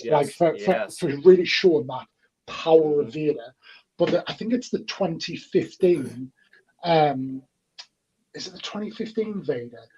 And there's one where he asks Tarkin to hunt him, because Vader always needs a challenge, and basically at this point, Jedi are gone. Like, there is nobody left to fight. So he asks Tarkin to hunt him on a planet. I think it's Tarkin's like home planet. So his home planet. Yeah, and it's just like, and he basically disconnects his breathing tube because he realizes that Tarkin can hear him coming. And like, seeing that level of Vader will be unbelievable. Yeah, it's incredible. Well, and Tarkin has that kind of history of hunting anyway with his home planet. That's what his ship, the Carrion Spike, was named after, was that pinnacle in his home planets of like this rite of passage kind of thing. So that's all fascinating stuff in the Tarkin book that you can read through as well. It is. This is a good question from Matt. Matt's always got good questions, but I think this is especially on the back of the Book of Boba Fett. I think you know for that. But where do you do you have this fear of overhype for this series and kind of it'll not live up to our expectations? I don't know. I don't have the fear of overhype, but that might be because I have naivete when it comes to appreciating what's coming out. I loved a lot of the Book of Boba Fett, and I feel like I almost feel bad saying that because I feel like it's not the popular opinion to have been happy with the series. There was stuff, like, I wish that it had more consistent direction. I wish that the story had been, you know, smoother to follow. But what was done, I appreciated, and I think people just didn't like seeing his character go in a direction they didn't like imagine him having gone.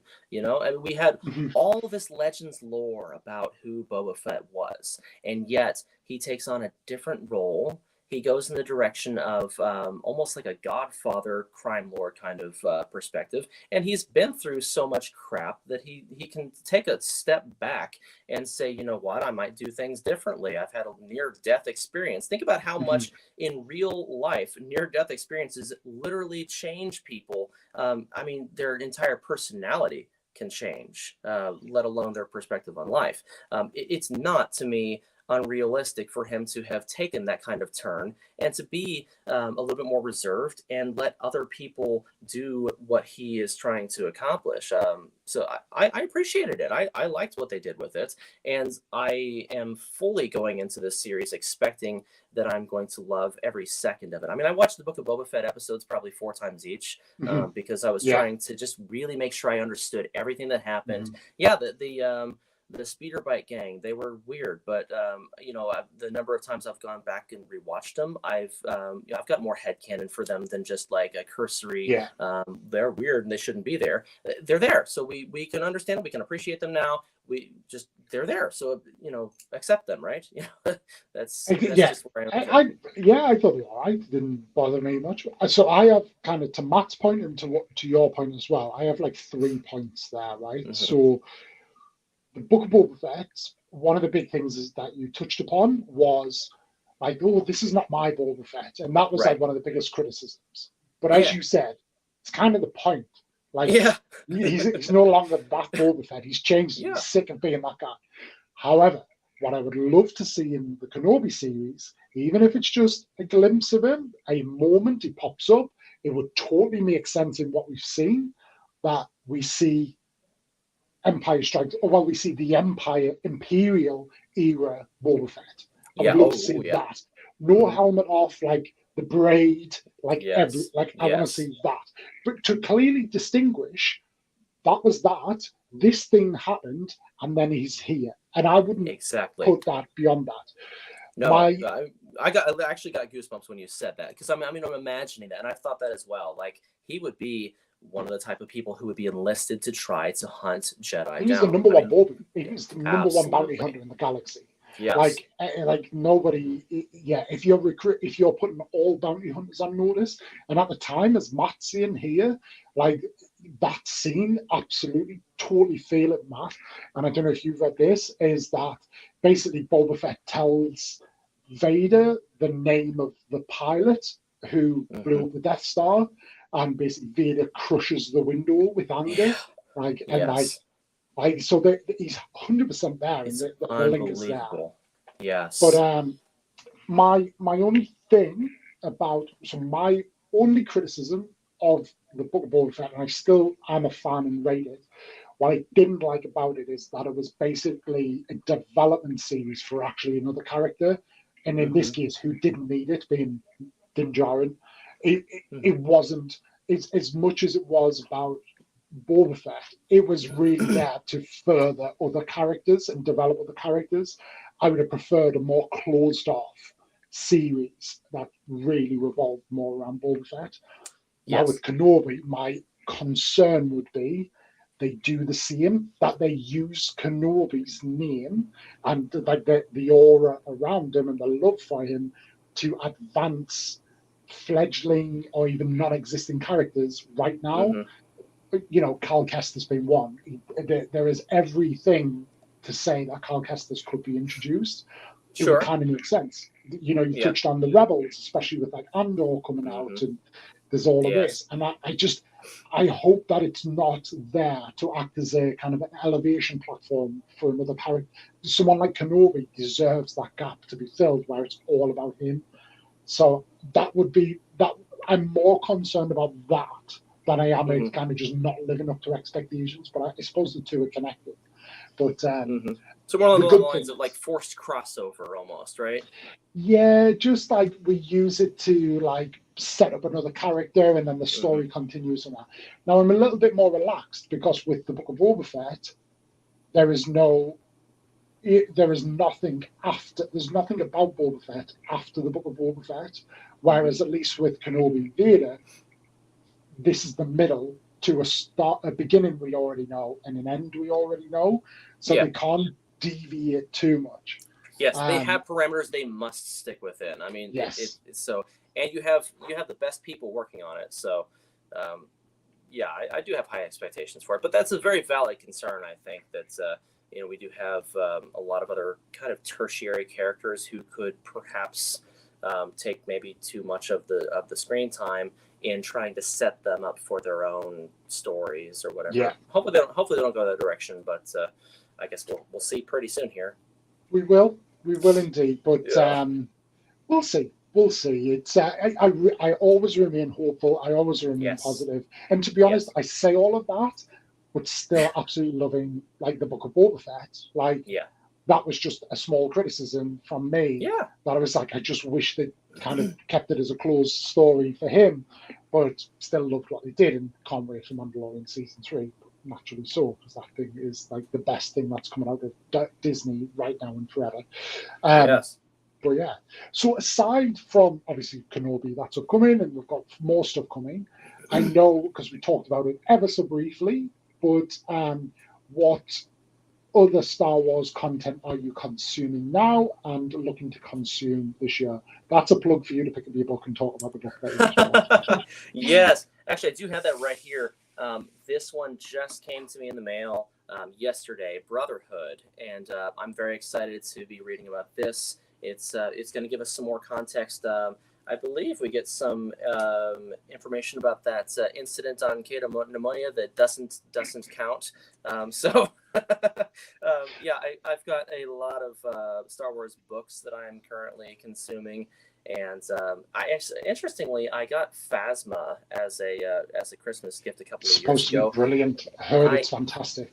I got like halfway through it and put it down, and I just picked it back up the other day and had to kind of go back a couple of chapters, but I appreciated getting context on Brendel Hux and kind of his history with the Empire transitioning into the First Order.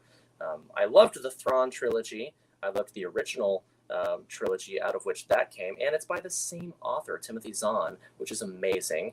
And then the prequel Thrawn trilogy is as well. I'm on the second of the prequel Thrawn trilogy, the Ascendancy one, and is it Ascendancy? I can't remember. It's up in my other room with all my books, but yeah, there's quite a few. I'm also almost finished with Ahsoka. That's been a good read as well, a lot quicker read as well, and yeah, that's where I'm at with that. Probably anything else that comes out. Oh well, I mean, I'm also going to do all the Queen's Hope and Queen's Shadow books, but there's just so much. It's hard to keep up with everything that's coming out. There's a lot, you know. There is. There really is. And then, like, with the when I read the comics, I use Marvel Unlimited, the app. Pay like £8 a month. Yeah. But the problem is like you've got, so we touched upon them. There's like the main Star Wars run, then there's like a Vader run, then there's War of the Bounty Hunters. Then all the different bounty hunters have like a one-off episode. Yes. Then you've got Dr. Aphra, and like you've got to like kind of jump between where they fit in with each other. And like it tells you at the end where to go, but it doesn't push you to that next book. And that's like a bit of a thing for me, but it's it confused me honestly, like where to start. When I started with the Vader comic series, the first one, and I was like, wait, which am I in the right one? Is there one before this? And it wasn't really abundantly clear. So it took me a while to figure that out. But yeah, there's a lot of content to consume Star Wars wise. And I actually just picked up the first two PlayStation 2 Lego Star Wars games at the thrift store the other day. So nice. Got to play through those again. Are they cheap or? Oh yeah, like $2.99 each. So yeah, got a great deal on them. Can't go wrong at all. No. Have you, on the books, now this is a personal recommendation for me, have you done any of the audio books? Have you read them all yourself? I've read them all myself. Maybe I would have gotten through them a lot faster if I'd done audio, but I like reading them. Yeah, I really enjoy reading, but I am a slow, because I'm very imaginative in my head. So as I read, so I just take forever to read stuff, and I do the same thing. I have to really process it. Very, very much so. So it takes me a long time to read a book, and with that, I kind of like read for a couple of hours, then put it down, and then I'll come back to the next day. But I am going on holiday in 2 weeks, so I've got a couple of flights. So coming stateside for one point. That's right. But so I've got I'll be on like 6 flights over the 2 weeks. So I know. But then I'm going to, especially when we're on the first part of the holiday in Turkey, we've got like a private villa with a private pool. So I'm just going to I'm literally just going to do nothing. But I think just put an audio book on. So I'm kind of trying to feel out which audio. Now the Ahsoka one has been recommended highly because Ashley Epstein narrates it. So that'll definitely be one I look to pick up. It's a very easy read. I feel like. I mean, it is. I believe targeted at a younger audience in the first place. Oh, that's So fine then. it's pretty quick read. It doesn't feel like a young adult book. It feels like Mhm. something that you can consume as an adult. But it's not as challenging as some other Star Wars books to get through. So that'd be an easy one to actually physically read. Other ones that you might want to audiobook are ones that require more thinking through. I read through Claudia Gray's Bloodline, and that was a really good one. I don't know if you've read that one. No, I've not read. The only book that I've read is Dark Disciple, Okay, which is yeah. a fantastic book. But I've read that twice. It's a brilliant book, and I'm so Bloodline's really good. good. It's on Leia, and when she was a senator, and No. Oh, sorry. Yes, yours. Do you mean? Sorry. Yeah. Yeah. I need, and I think this is the thing. They're just producing. Haven't they already announced the next round of books that are coming? Yeah. Isn't there like a one about Han and Leia, like their love story and stuff? Yeah, and I still need to read. There's the Skywalker book that came out a few months back, and I'm like, I can't keep up with it all, but I'm running out of shelf space, and but I like every bit of it, and it's a good problem to have. Honestly, we've never had this much like really high quality Star Wars content in so many different media, and I have a lot of EU books before they were considered legends, and there's I will say I feel like a defining difference between current Disney canon Star Wars and the old EU is like quality control.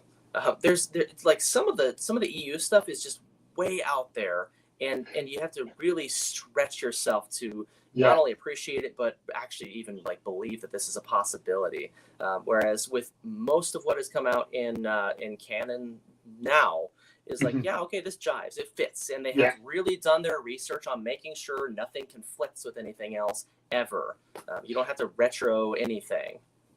Well, isn't that the problem with the EU? Is like, whereas obviously canon is like end to end, whereas the expanded universe is essentially influenced from canon, and but they are not everything is consistent and continuous of each other, so they're almost like loads of spikes coming off. Yes, yeah, it was almost like a multiverse in itself, Yes, it was like some of this stuff could have happened, and some of this stuff maybe was in another, could have been this way, or alternate endings almost. Yeah, and I think I think a lot of people got into it through like Knights of the Old Republic and things like that. Yes, absolutely. There's some like awesome characters in there. Jedi Knight was a pretty influential game. What was that game? Well, Force Unleashed as well was, everybody talks about Starkiller, but essentially breaks the rules of physics in absolutely, like in the Star Wars universe. So overpowered, it was unbelievable. And he can bring a Star Destroyer down out of orbit, dude. Come on, like the Emperor would have sensed him. Come on. 100%. Give me a break. But yeah, I do think though I would love to see a Force Unleashed 3 just to like close that trilogy off. Yeah. Because a lot of people are like, oh, you've got to bring that character in. Like you can't bring that character in. It doesn't make any sense canon now. No, it doesn't even fit. None of it. Not one bit of it. Give him his closing game, and then everybody just be like, let's appreciate what he is. Exactly. And then go from there.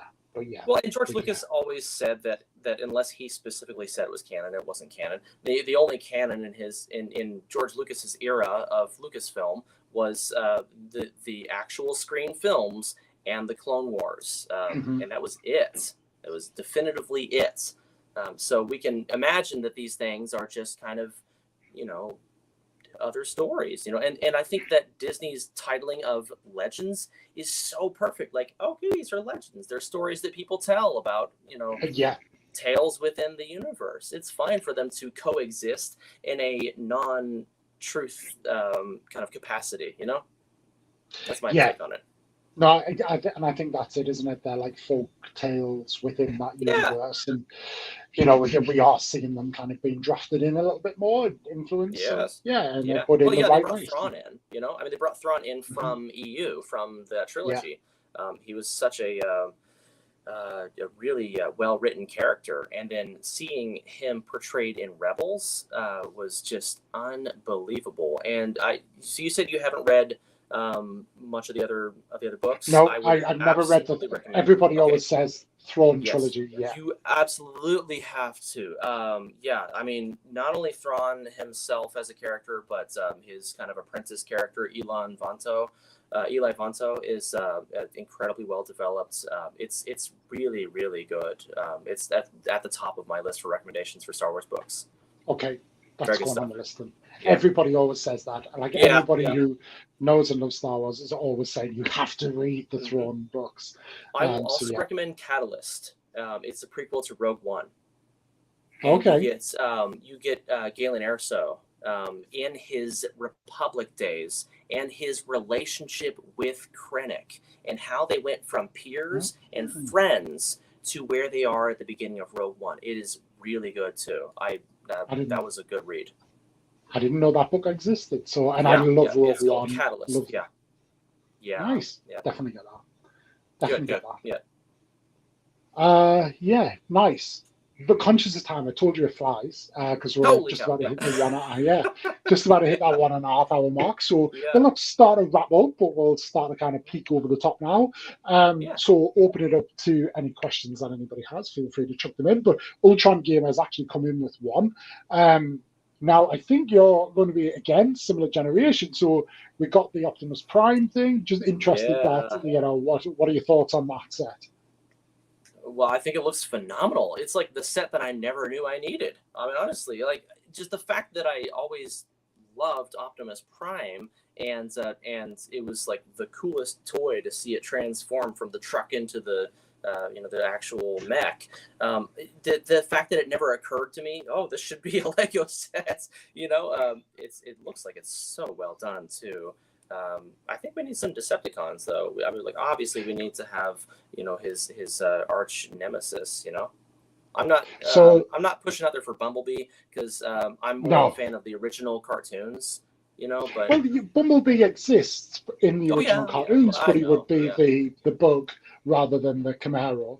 hmm But yeah, funnily enough, when I was on TikTok before we came on here, um, Jamie, the brick educator, kind of joined me on to Oh talk yeah, briefly about that, and we were just chatting it through. And I was saying it's in some ways it's a little bit disappointing with it being Optimus that it's not like a UCS scale one. It's more in line with like like the buildable Grogu and Yoda, and it's yeah, it's kind yeah. of like that scale. It's 18 plus, but what that makes me think is that it's going to be part of a series. It's not if it was a UCS scale, like big scale, 3,000 pieces, it was a one-off. If Oh yeah, it's 800 to 1,000 pieces, 18 plus, stands about 12 inches tall, that's hmm part of a series. So then the question exactly. led to who are we getting next? Now, Who else would be Megatron next? for sure. But the question Yeah. about Megatron then was are they going to do the movie Megatron where he transforms into, because the Optimus Prime they're giving us is from the animated series. Yeah. But are they going to give us the Megatron in the animated series transforms into a gun, like literally a Yes, handgun? I Like know. Yeah, and it's so not Lego. So that's the exactly. question. But I love what they did with Optimus Prime being based off of the cartoon. It's Hmm. perfect, and it really taps into that nostalgia. So it does beg the question, what will they do? I mean, I don't think they can go with the original version of Megatron. I don't But know that they only can. they would stop themselves. Oh, So I it's know. not like it's that's the thing. And then when you've got like Mjolnir, and Yeah, there are things that exist yeah, that I are know. clear weapons, but a gun of some sort might be more like a step too far. But And because of the size of it, I mean, you imagine that a 12-inch model of it would, Megatron yeah, transforming into a gun, it looked like a it's Desert gonna be Eagle. the kind that kids are going to hold and point at each other. Yeah, I will say it now, they won't do it. I no. don't see them doing it at all. So that would then mean, do they do the movie version where Yeah. he is a fighter jet? Which Yeah. then, the problem Which with was that cool. is, it was, but the problem with it for me was it then devalued Starscream as a fighter jet. Yeah, I know, because it like took that and supplanted his Yeah. character completely. So yeah, I mean that eliminates another future possibility. Or will they just do some other Transformer and just like side skirt it? You know, They can't. Yeah, they have to do Megatron though. I know. Surely they have to do Megatron and see what they do. But yeah, because we were You know trying to what? weigh it up, like Soundwave, especially that the animated 80s, 90s animation. Mhm. Soundwave was probably right behind or right alongside Starscream, like in Yeah. where like the Mets tear down after the big two. So yes, and Soundwave would make a great Lego set because Yes. the way like it pops open and things come out and all that. I'm really impressed at the mechanics of how they have accomplished the Optimus Prime one. I mean, it's very smooth transition. You turn this thing and it pops up. You know, it looks like they've done a very good job with the engineering aspect of it. I will say, any future Transformer set that comes out, I will be from now on comparing directly to my 1994 Spirius Robo Guardian. Look at that thing. I just rebuilt this. And that is clean with the magnets. The colors on that, all the stickers on it. He has this little compartment here that opens up that has stolen technology, and you just pop it into the front here and lock it up. And he's got a cockpit up here with printed tiles inside there, or printed slopes and everything. Yeah, it's good stuff. Nice. That is cool. Yeah, that is cool. Yeah. Had to show that off. Here's a question though. I mean, everybody gets this question. What is the franchise, movie, TV series, whatever, that is not yet Lego that you would like to see Lego? And what sets would you introduce with them?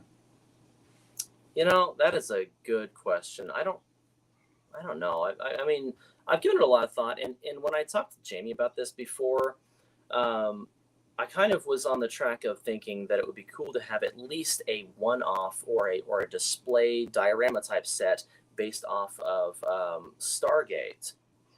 Yes, I don't know if you've seen it. That's mine. Yeah. Yes. Yeah, the gate is just and the pyramid, a cool thing. Yeah, exactly. Yeah. Oh my God, that pyramid that came out. Yeah, I just saw the pictures the other day, and I was like, that's mind blowing. But Stargate would be absolutely a really, really cool thing to take. But the tough thing with that is you really can't portray the SG-1 team or any of them in it's military, and it's the same kind of thing that we're talking about with the guns. They did it with Indiana Jones, and they had like Tommy guns. Isn't a stormtrooper? Yeah, military? I know. That's the thing. It's like pushing the lines. So we can say this is, it's sci-fi type of military. Mm-hmm. And at some point in this series, they switched to using these little handheld. Like the stunners. Weird, yeah, I don't remember what they called it, but Zat. Yeah, it's the Zat. Yeah. Yep. Oh, and then a great spin-off would be doing Stargate Atlantis and having with the puddle jumper. Yeah, the puddle jumper with the Yeah, and you know what I've always wanted is to build a lit Lego ZPM or ZPM module from Atlantis, and I've got in my mind what pieces I would use for it. It's going to be a lot of trans orange stuff, and you would be able to do an LED kit inside of it. That would be like a masterpiece kind of set for my mind, you know. That would be awesome. That would be cool. a good. So yeah, I think like 3 sets would be like Stargate SG-1 would be the pyramid, like with because then you could do like the pyramid ship.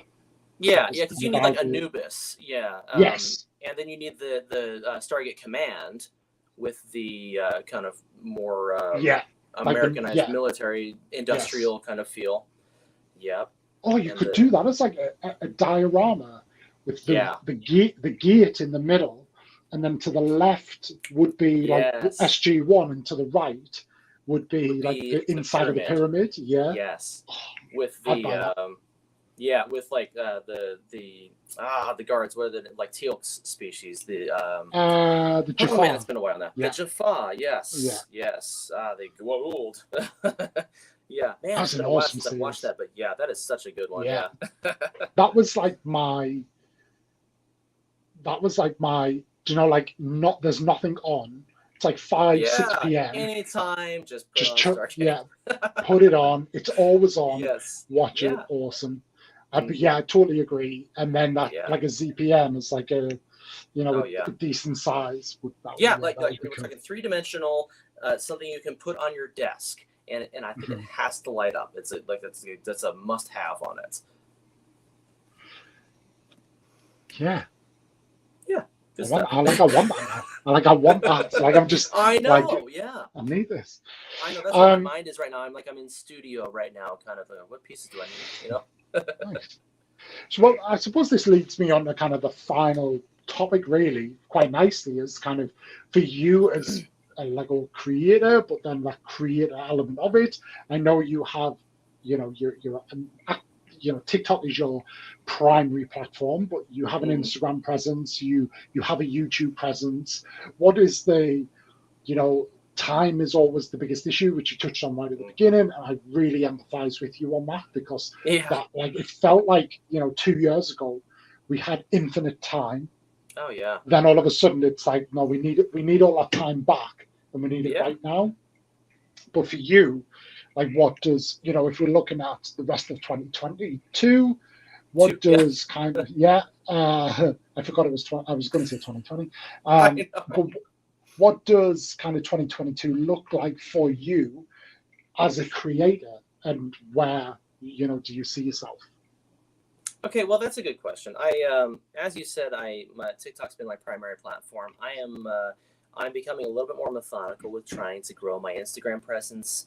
It has started primarily with reposting stuff that I've put on TikTok originally, and I've been just going through the analytics and saying, like, what's performing the best, and I'm gonna take what's performing the best from TikTok and then repost it onto Instagram. And typically that seemed to work pretty well for me. I just bridged like 1,200 followers. It's not mammoth by any means. On Instagram. On Instagram, yeah, he's like 34,000 on TikTok, but the numbers do not correlate. Like, I just with trying to gain significance or be taken seriously by any kinds of marketing partnerships, you have to have engagement, and you have to have a number that they're not going to just disregard. Yeah. So 100% agree. But what I would say, well, it's difficult, because a lot of marketing companies who aren't on TikTok judge the numbers on TikTok as if it was Instagram. But what we know is TikTok is so much easier to grow. They look at it and they're like, wow, you've got like that many. But then, Instagram is about being more present, being more kind of interactive. And 1,200 is a great number. So the way I've kind of settled on it is like a bit of a 10-to-1 ratio. So 10 followers on TikTok is worth 1 on Instagram. Like, it's like, for me, that's kind of how I figured it out. So I've got like 80,000 followers on TikTok, but I've got 23,000 on Instagram. And if Matt is still watching, I know he will be like rolling your eyes at us, because me and Matt always talk about this all the time. And he's like, don't stop pulling away from TikTok. Like, it's like, it's the future and all that. And I'm like, I know, but like Instagram, it's awesome, and I'm like, I feel that connection a lot more and all that. But I feel like I feel a better connection with my Instagram, but because of Instagram and that. But yeah, 12, like, as I say, 1,200 on Instagram is like, you get that on TikTok through one video. Just I know, where you can get that, like, to get that on Instagram is a very different feat. So it takes a lot more. It takes a lot more effort. Absolutely. I'm trying. What I'm trying right now is just to embrace all of the different features that are out there. When I first was introduced with stories on TikTok, I was like, why? But now I just, every once in a while, if I have a thought that comes into my mind, I'm like, I'm gonna make that a story real quick. Take 15 seconds and say what's on my mind. You should get pretty good engagement off of that. I have no idea how that plays into gaining followers, Nope. viewership, but just trying to continue to be engaged with people, to continue to be active, consistent. And so I'm, like I said, I'm trying to be consistent with my Instagram. I do about one post every day, maybe every other day if I'm not feeling it. But YouTube is my biggest struggle. And I really want to grow there. And I really want to be putting together quality content that is worth people's time, because I respect that. And I don't want to put stuff out there that is not worth you taking 5 minutes to watch. I mean, if I've done something just because I want to do it, and it's not good for you, then I've wasted your time, and I'm not here for that. But that's the thing that I'm trying to focus on this year. Moving into the latter half of this year, as I mentioned earlier before we started, I have some audio adapters that I was expecting they would come before our podcast today, but I'm looking to improve the audio and visual quality of everything that I do. Is it the most important thing? No, but it's important to me. And so I've got a tube condenser microphone that I used in the past, and I'm going to bust that out and start putting together better sounding audio. I'm working on my video editing capabilities, and I'm trying to understand YouTube with its thumbnail editing and all that good stuff. So that's my growth plan. Really, is just get better at the things I'm doing and do more of them more consistently. That's where I'm at, because ultimately as silly as it sounds when I say it out loud, I want to do this full time. I want this to be the thing that I do. And is it possible? Maybe. If I say yes, then it will be. So people are doing it, so why not? That. And I've kind of made that conscious decision that it's not going to be that, because, and I don't know if you just might not have hit that kind of crossroads yet, but I feel like I've hit the crossroads at a point now. I've kind of backed off from that crossroad a little bit, where really I got to a point where I saw what needed to happen for me to get there further. Now the problem was like work went from being here to up here. I'm currently in the process of applying for a new role, which hopefully I'll be successful in. But if that is the case, it's a promotion, which becomes more time and responsibility and all that jazz. There's then like home life. Like I started all this when we literally were not allowed to go out. So I know. My wife and I got sick of each other, so I just moved into a room upstairs and started talking to other people about stuff that she had no interest in. And it's like, okay, but now we can go out we can go to the cinema, we can go on holidays, we can go on date nights and do all of this, like things we did, because we got married just before the pandemic. So things you do so there's all that. You've got a daughter. There's broader things, and it's like, okay, so the biggest challenge, as always, is time. Yes. So where do you can't make time, you can free time up, but you're either taking it from all of those things that we've kind of just touched upon, or you're downscaling work, and that is a gamble. Like that is, the problem is like, as for these like people in their late teens, even the early teens, but like people in their 20s, you haven't kind of like took on those big responsibilities like a mortgage, family, and all that. Absolutely go for it, because I would absolutely say you almost have nothing to lose. Like you can always reset yourself very quickly, and if you're in that position, push it, roll those dice. You've got I'm 100% sure if you've got that time, you'll make it work and you'll find out what it is. But in our position, it's like, and I made that choice. I was like, I can't aspire for this to be full time, because if I aspired for it to be, I'll have to go and try and make it happen. But I know what it would take to do that, and I just can't commit to doing that. No, I understand that. Thank you for coming on my TED Talk. Yeah. It was a good TED Talk. I respect that. I think, for me, if and when I reach a point where the amount of work that I am doing, creating content for social media, begins to match the amount of work that I do in my real life job, then that's the point at which I need to have that kind of consideration. Do I need to step back from that role or reduce hours or leave it if I'm hitting that kind of success rates. I think I have a little bit of flexibility in my particular circumstance because my wife is a realtor and her job is not only pretty freaking flexible, but also pretty time consuming. So her hours are, you know, whenever she has showings. Her hours are whenever she has stuff that she has to do for her clients. But I think the important thing is not to take away from the truly important things to you in life. And you know, so what I have come to realize with content creation is it's important to schedule that time and just stick to it as if it is an appointment or a commitment, you know, and there's nothing wrong with having appointments on the calendar. My wife and I share an iCal on our phones. And so anytime that one of us has a meeting or something like that, it's just, you know, we know that that time is blocked out and it's fine. And we also schedule times for dates and things like that. You know, it's my daughter has dance class 3 nights a week. She's on a competitive team, and during each of those nights, we go out and have a drink and have food. So we have a date night, you know, usually at least 1 to 3 times a week, just based off of that, honestly. And so it's just a matter of for me just scheduling out and maximizing the time that I have. You can't just you know, go at it willy-nilly and hope that it's going to work, because it won't. Yeah.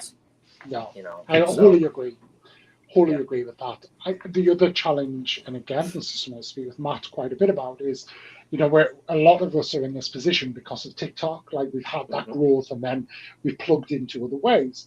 TikTok at times is very easy to create content for. You literally just go like that. You know, 5 minutes later, you've got something, you push it out, and then like that'll do, and like away we go. Can't get away with that on YouTube as much, or we don't feel like we can. And, you know, the way I would see is like TikTok is our default primary platform, but it's that conscious decision of, are you willing to take a big step back from TikTok to invest more time in YouTube? Because I think that's kind of what needs to happen. And yeah, it's a bit of it's a thing, but I totally agree. Scheduling, having that rota, like, so when I go away for 2 weeks, I plan on filming, because I am kind of shifting back towards YouTube. So what I'm going to do is just make a load of 3-minute videos. TikTok is YouTube is great because you can schedule in advance and just drop them in every couple of days. So yeah, it's but yeah, best of luck to you on that journey. But what kind of YouTube content would you like to be? What type of YouTube creator would you like to be? Well, you know, I've always enjoyed doing set reviews. You've got the sets, that's for sure. Yeah, I sure do. Yeah. And I like going through things that probably people haven't seen a lot, providing some different perspectives, different type of content than what people usually see. I don't see myself doing, you know, to-the-minute updates on what is happening in Lego, because that's a saturated space. It is. I don't need to compete with M&R for that. You know, I'm not going to try to. It's not, you know, it's not okay. I like sharing some of that stuff on TikTok, because I feel like it really gets a voice out there. But on YouTube, you know, there's no reason to even try with that. So yeah, I like doing reviews. I like you know, the idea of giving maybe a little bit more context to my personal life and my personal Lego journey through YouTube, because you have more time to commit to it on YouTube than you do on TikTok. And I feel that if you're watching something on YouTube, you're there to watch something. You're not there because you happened upon it, as usually happens with TikTok, which is the distinction that I think you need to make. So that's at least, you know, my current plan. And I have an entire you know, notes app here full of kind of my current projects and things that I'm planning for each of the platforms. It's just perfecting it and actually making it happen. That's the chore, you know? Yeah, no, yeah, absolutely. And the way to do that, I feel like especially when you come off the back of TikTok, making a YouTube video feels very laborious. It's like, it is. but I don't think it is. But I just think the process is very different. But once you invest that time into learning that process, you're then all of a sudden like, oh, this is so easy. Like, I understand the system now. I understand the apps that I'm using, the software. I understand what I'm trying to get out of this, like trying to edit things out. And the problem, it's like muscle memory. If the more you do it, the slicker it gets. And I think that goes back to my point around you have to have a bit of a primary platform, because that process is very different. And when you're in a growth mode, personally, I think you can grow. Like TikToks play well into reels, which play well into shorts. But on YouTube, the biggest problem you have is you can end up with a shorts following, but nobody then watches your kind of your main stuff as well. So it's a bit of it's a thing in that sense. But it is, yeah. Well, I've heard that from many people that kind of it's a different experience, but it's a better one once you actually get into it. I'm having that's the trouble for me is making that flip. You know, hey, cool guy Tom. You know, kind of transitioning into where I feel good with YouTube. You know, I got some really constructive feedback from Matt Koba, Obiwankenobricks, on what my thought process was with videos going forward with YouTube.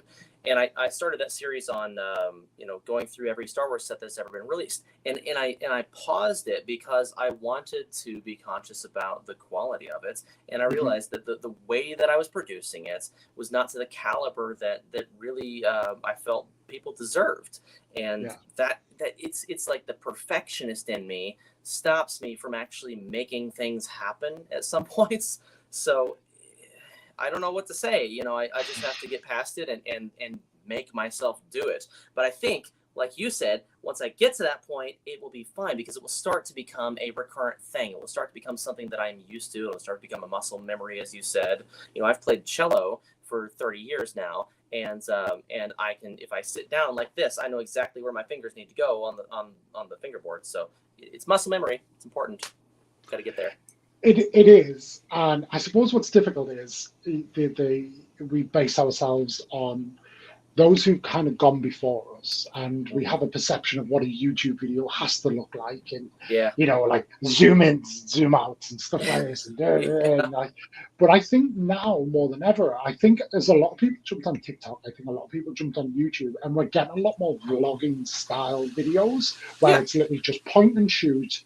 With a better quality. I think a lot more people are doing that. And when you watch, you know, there's little argument that M&R is the benchmark for Lego content on here. Oh, yeah. And a lot of his content is literally point and shoot, but it's about kind of then, you know, great production quality. It's very clear what he's saying. And then just, it's that confidence and that ability to talk in front of the camera. And again, that is a muscle memory in itself. So, I gained the confidence with that. I actually used to do public speaking for like 5 years straight, where I was speaking like 2 or 3 times a week. And so I'm totally fine with off the cuff speaking and with talking to people directly. Remember, unless you're making videos, you'll never improve enough to make those videos. Man, you're so right. I know, and that's making yourself go and do it. But if you sit stressing like, oh, I did, oh, but what about this? Like this, you'll never learn. It's like wanting to learn to drive a car without ever taking driving lessons, like because you want to get in the car on day one and be like Lewis Hamilton. Like, that's not going to happen. So Well, and the interesting thing to me is like what I perceive that I want to do with YouTube is really like show people more of my real self, because I'll be quite frank, what I share on TikTok is incredibly curated to a certain part of my personality, which is fresh and it's, you know, quick, and I'm able to show you, hey, take a look at this thing, and I get people's attention quick. But that's not how I am 100% of the day. I can't sustain that, you know, and what I want to show people is a more measured and calm presentation where I can take the time to show you something in what I am going to say is a genuine way that maybe people haven't seen before.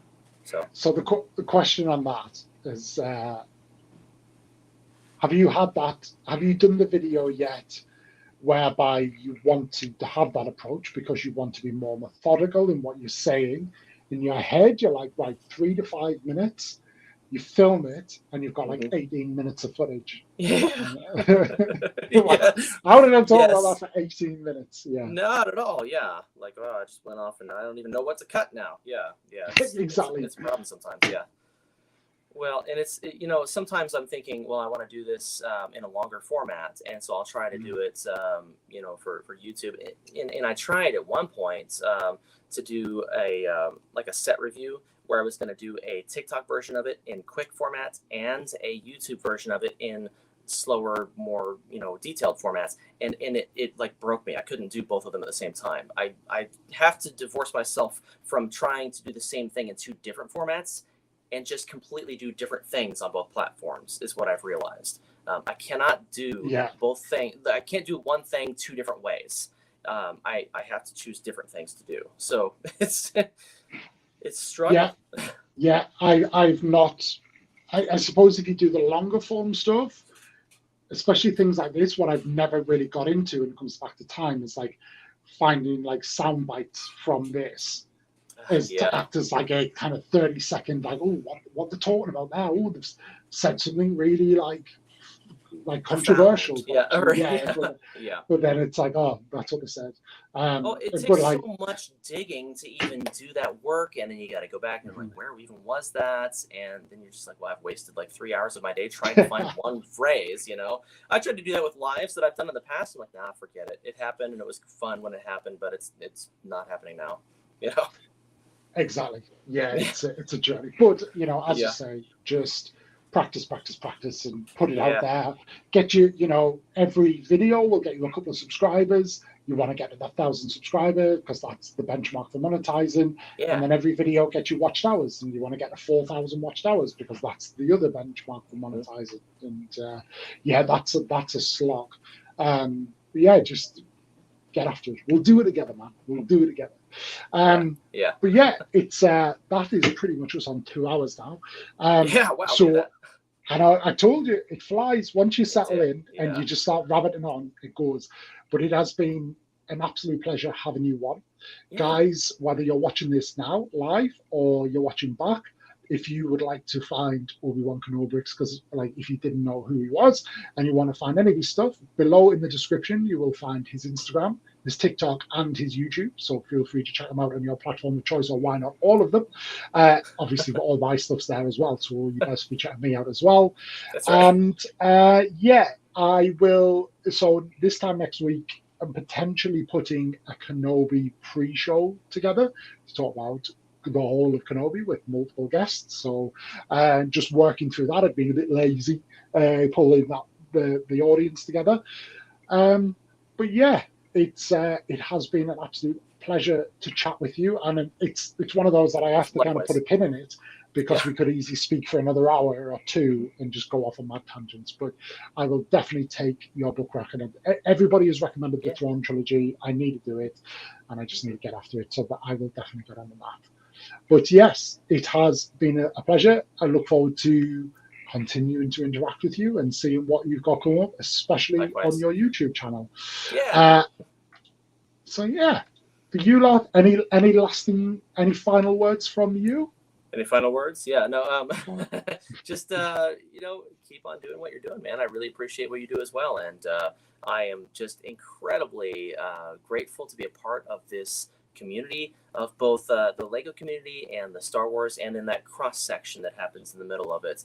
It's at times it can be contentious. At times it can be something that makes you unhappy because of everyone being so grumpy about what either Lego's doing or what Star Wars is doing. But it's I wouldn't have it any other way. I get to share my opinions on things, and I get to share some positivity, and I love it. So I'm grateful. Thank you for having me on.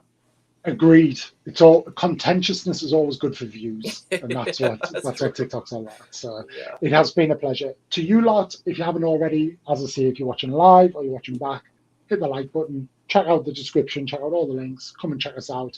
It has been once again a pleasure and a treat to have you all. Appreciate you all. Until the next time, I bid you adieu. Now this is the point where we wave like we're on a kids' TV show into the camera and like, yay.